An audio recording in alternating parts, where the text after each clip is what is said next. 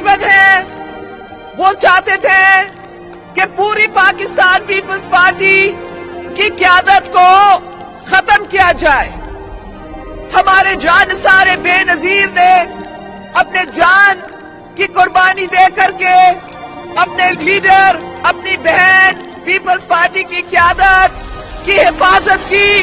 اس سانحہ کے تمام شہیدوں کو سلام پیش کرتی ہوں.